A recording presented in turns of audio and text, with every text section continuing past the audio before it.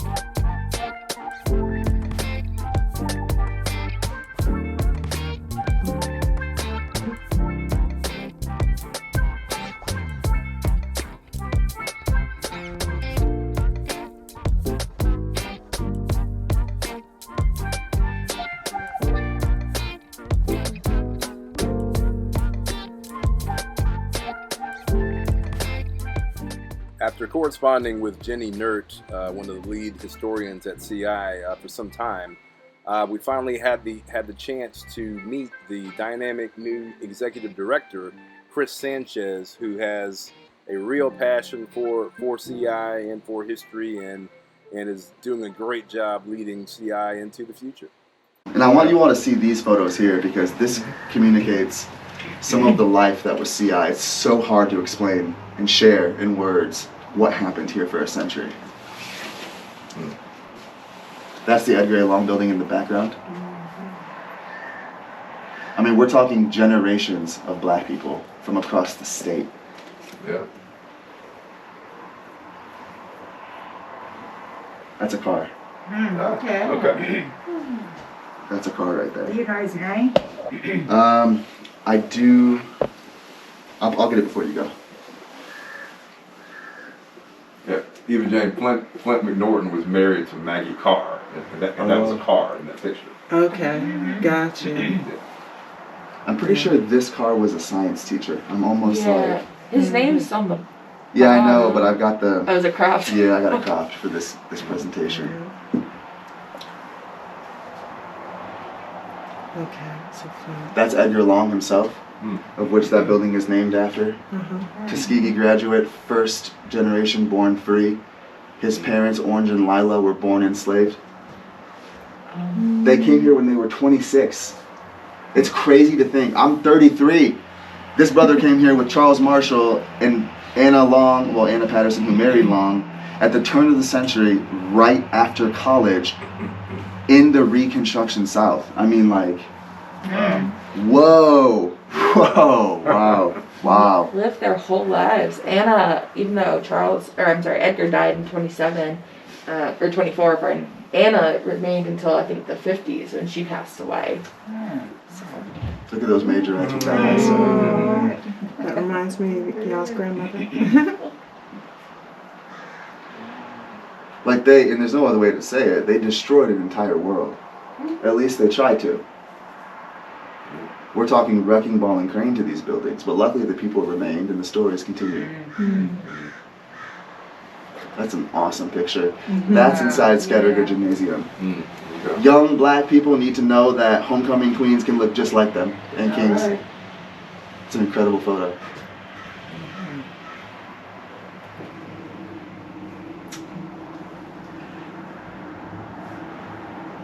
Y'all know about this? Yeah. How we got these? The story behind them? Transcripts, yeah. Yeah, I guess it opened up from the Montgomery County School Board. Or Yeah, they've been sitting in there since the 1960s. Whoa. And we had an administrator who is a friend to CI meet with us maybe 2 months ago and just kind of casually brought up that there are these filing cabinets here. Oh, And he wow. said there's pictures in them, and we were like, wait a minute, what? And he was like, oh yeah, you know, and we basically made a direct ask. We said, what would it take for you to support the school board to return all 3 filing cabinets? We got them returned. What we discovered was over 250 historic images, black and white images of campus life at CI. And as Jenny shared, all the personnel files of students. So we brought elders in locally, and we could literally pull and find their name, and then we could say, oh, here's the card from your mother who excused you from class to draft you to the Marines. During that, and that's her handwriting, dude. That's her handwriting. Yeah. All that is right here. This in and of itself is worthy of Smithsonian, I would argue. Oh, yeah. But the trick is, of course, getting the people to see that, getting the power to see that.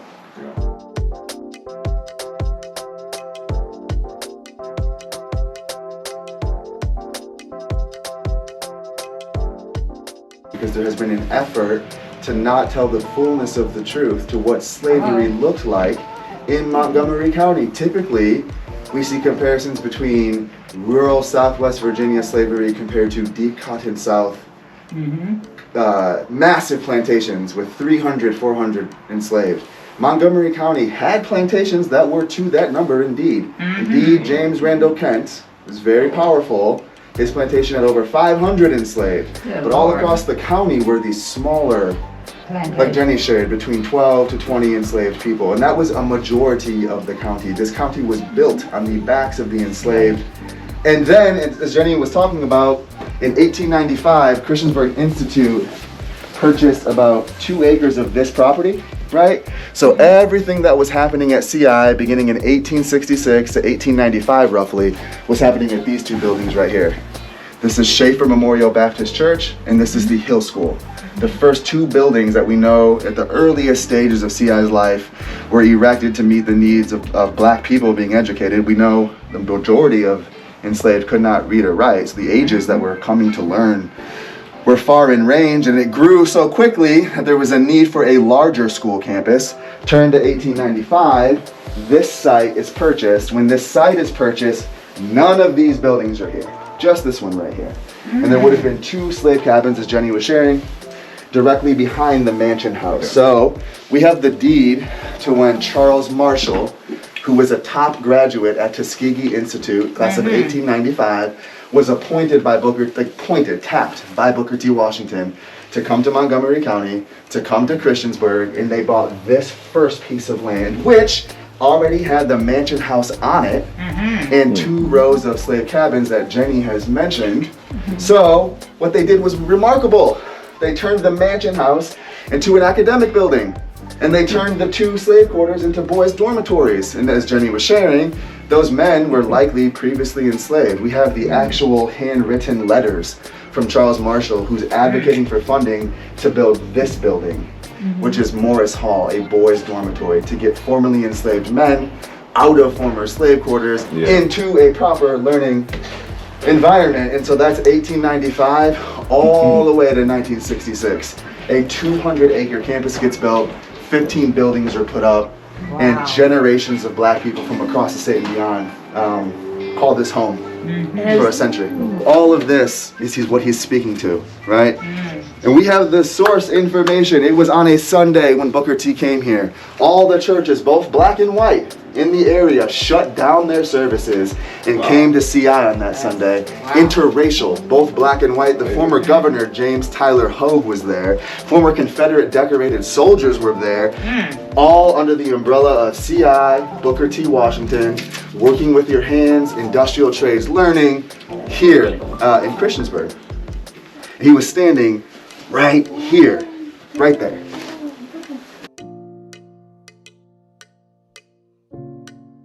So in a total surprise, Chris offered to give us a private tour of the Edgar A. Long building, which is the only existing building that is left now on what was the CI campus, and which is also the space that they plan on building the new CI and renovating the Edgar Long building and moving forward with some new structures. So very exciting to get a personal tour, and even got to go inside, which was even better. Halfway from here all the way to Morris Hall. And this would have been the boys' dormitory right here. So that picture is kind of showing Booker T oriented this way, addressing, you know, thousands of people from about right here probably. Yeah, about right here. So all the buildings would have faced the railroad because students were coming in by train every day. Okay. And they would have walked up to this campus and seen 15 buildings right here. There were students coming by bus from neighboring counties, and then there were students who were living in dormitories during the semester season. Also, teachers too. Yeah. At the height, there were 400 students attending school here. Wow. So the campus was this way. It would from here all the way to 460. Ah, okay. You see this over here? This was a beautiful, fully self-sustainable farm with orchards, stables, livestock, and produce. This was the hailed agricultural part of the campus that made it sustainable. I mean, right here, right. It was all after the Booker T model of working with your hand. I mean, you have to envision 100 years ago, this would have been an entire farm campus, state of the art. Nothing quite like it this side of the state, certainly. And we now know this is a waste management center. In fact, the vast majority of this nearly 200-acre campus has been turned into an industrial park. Yeah. Interfused with residential development and commercial development the further you get to 460. Like for example, Edgar Long, Charles Marshall, Anna Long, Tuskegee Greats are all buried at the principal cemetery. CI had a principal cemetery on campus. So as educators were passing or principals were passing, they were being buried on campus. When all the land was sold in the 60s, they built an entire Vista Via residential townhome, neighborhood around the cemetery. So now the cemetery is in a homeowner's backyard. He's great, his name is Paul.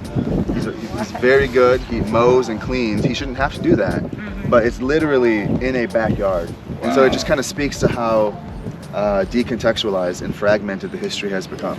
Yeah. And that's not, I mean, we all know there's black cemeteries like that. That's Yep. right there. Okay. So you got students coming in by rail, by bus, by foot. As far as North Carolina, Tennessee. And this would have been part of the campus, all the way down to the all the way down the road. to the railroad tracks, yeah. All this stuff? Yes. Saying the property itself went all the way down to the all the way to railroad. the railroad tracks. Wow. All the way to 460 with CI's nearly 200 Oh acre my farm God. campus. It's incredible. I mean, it's incredible. It's absolutely incredible. So 1895, Charles Marshall comes to this side of land and purchases that first tract of land with the mansion house and the 2 slave cabins, which were roughly over here, Jenny, is that right? Yeah. So basically near the tree line on over that way. Now we can go inside. Do y'all want to go inside? It's up to you. It's up to you. Yeah. Okay, cool. There's the boys' dormitory, and on the other side was the girls' entrance. These were gender-segregated entrances. Oh, okay. So the boys' dormitory, boys came in this way. Girls' dormitory was that 5-story building over there, and they would have came in that way. They knew the deal. Yeah, but classes would have been mixed. Let's go on in. Pull your lights up. Oh, okay. There we got that.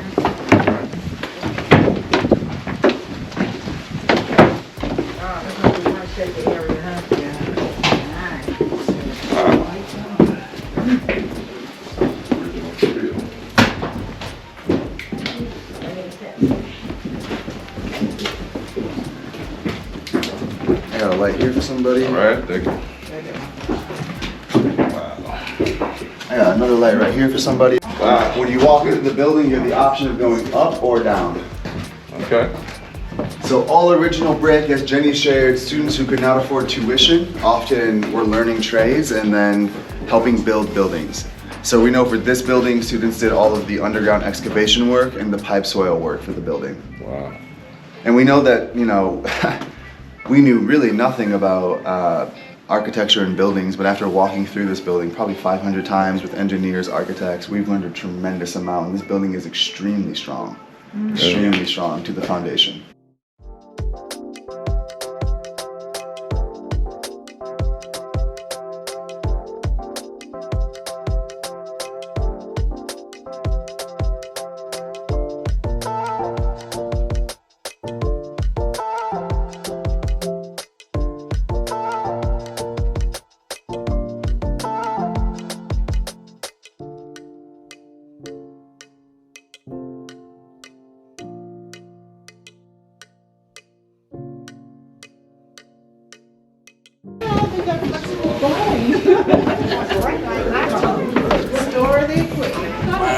Now the first 2 years I worked here, I would walk up here and I could see through the floor. I have to walk on the studs. Nah. This will be, we have an ADA accessible elevator in our master site plan to come up here, and this will be overflow archival storage space for the museum. Yeah, that makes sense. Oh, wow. And then Yeah, this is a great space up here. Yeah, I know, right?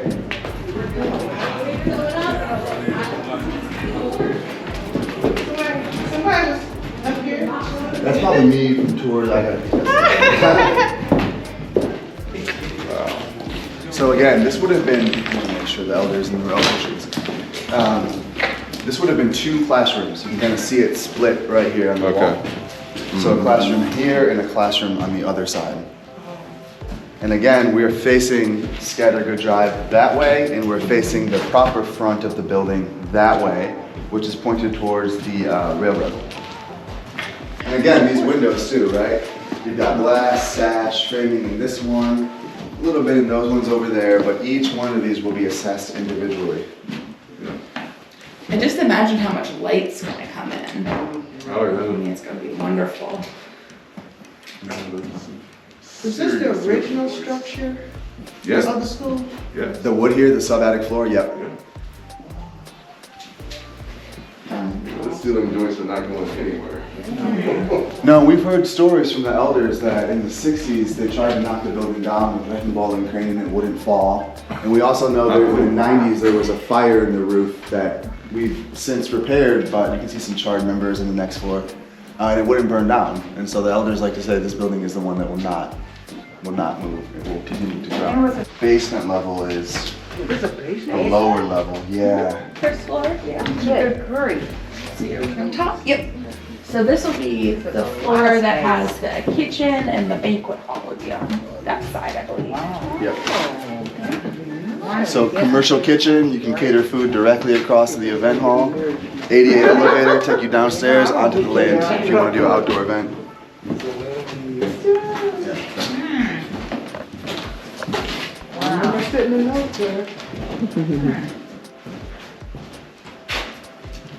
So this side is that, on the top, yeah, this is the commercial kitchen right here.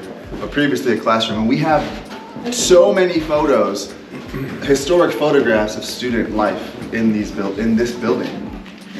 Incredible stuff. Oh yeah, that's beautiful right here, man. Look at those school there. We need a couple of those.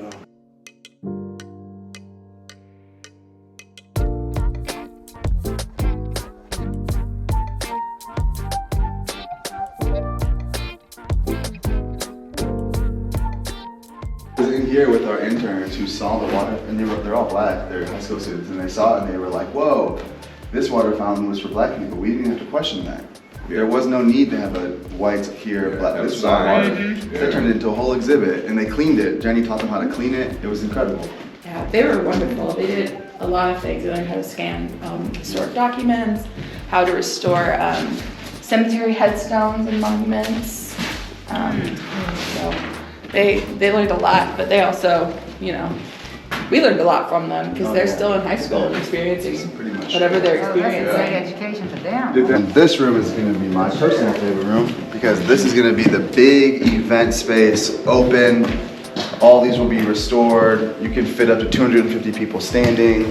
This is where you can do small music concerts, performances, if you have like a retreat for your business, annual retreat, whatever it might be. This is just going to be an open, flexible space. And all these windows will pour in that light and be available for the community to use.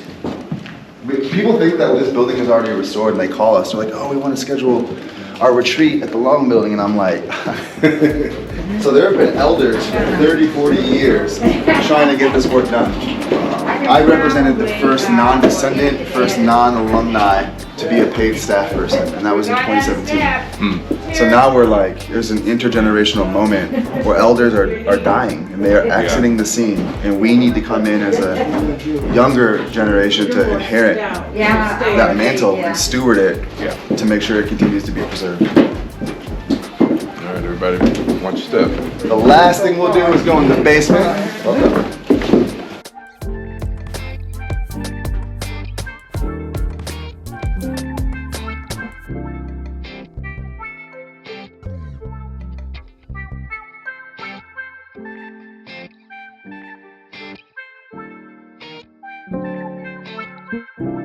Okay, check this out, man. Okay, Scattergood Gymnasium, right across the street. Built in 1952. When that building was built, CI students and faculty held a ceremony to open the building. And they buried a time capsule underneath the floor. No. It was actually at the museum y'all were just at. It's a massive granite stone that says 1952, and there was a copper box placed inside with like up to 20 artifacts from that time when it was placed by students themselves, right? So we had heard that some of that history was being recovered across the street. And so we were able to build rapport, talk with the owners of the building, and they returned the capstone with the artifacts. These are original sets of lockers that were inside the gymnasium. So Jenny had the brilliant idea of turning them into exhibits like you saw in our museum. And then this here is a piece of woodworking cabinetry. We're not entirely sure if it was done by students, but this thing is like a coffin. This thing is super hard, super strong, and super heavy. And we know there was woodworking being done inside the gymnasium. Yeah. So we got this set of lockers returned, this cabinet returned, there's a cabinet in the museum, and then this beautiful we went in there with elders, carried it out. It was incredible. It was incredible. So not entirely sure what the historic use of this. Do you know, Jane? There's a map someone drew. Okay. And here we'll do like a state-of-the-art makerspace. You want to record audio, video, you want to create. Yes, sir. And then we have our sound booth for admin over here. This will be the recording admin area. This will be where the makerspace recording can happen. We want to get students in here, community members in here, university, K through 12, because CI had this tradition of music. It was completely connected to its culture and its identity. And we know there are young black students in a system, a school system of mostly white school teachers, administrators. They have to know this history. They have to know it, they have to see it, they have to be a part of rebuilding it. I would say is too, we want this whole building to be a regional destination for Black history. Absolutely. And so not just CI's history, of course CI's history, but there's so much neglected, under-resourced, under-preserved Black history. We now see there's like a niche market that CI can come into and go, wow, we know we have to preserve CI's history, but we also have a duty to preserve all of Black history in this region, because we view ourselves as stewards of the story. And so we want this to be a regional destination for African American and Southwest Virginia. Right. Well, this should be good for children who are in school, whether in Virginia, North Carolina, wherever. Because they probably had some ancestors came through here. You didn't have that many opportunities to get an education back in those years. They barely gave you up to the 8th grade, and you forgot it after that. Yeah. So you have that influence. This should be like a major, let's take a class trip. Let's come to Christiansburg Institute. And if they go back and ask if they have older family members, so they can trace back to see who came up here.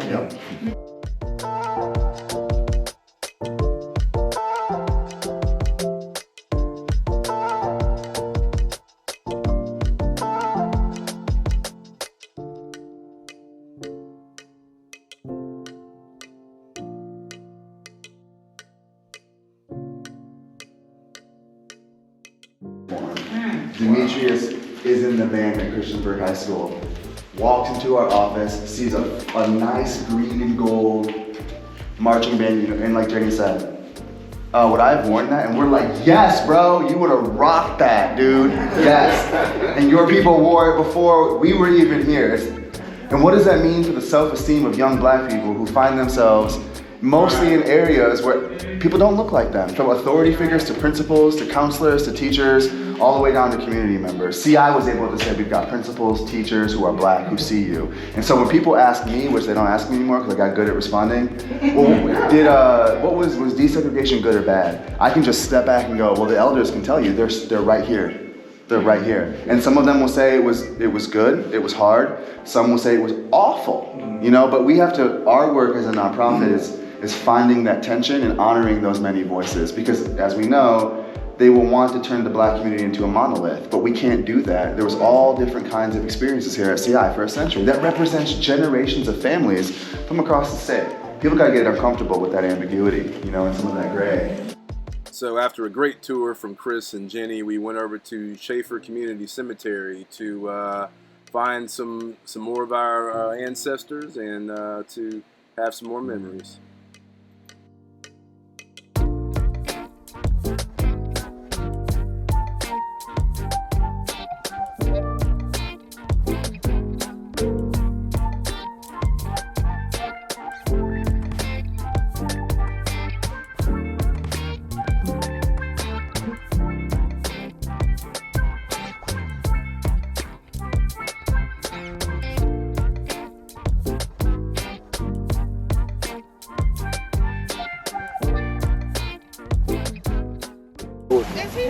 Born January 1903, died August 1903.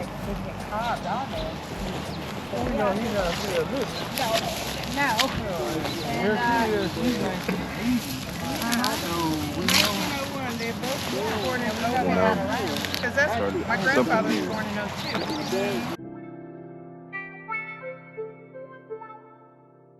Hey, so thanks for joining us for Volume 2. We had a great day in Christiansburg, and I definitely, I recommend if you're ever in western part of Virginia to go to Christiansburg and see this stuff for yourself. It is truly awesome. Thanks for joining us.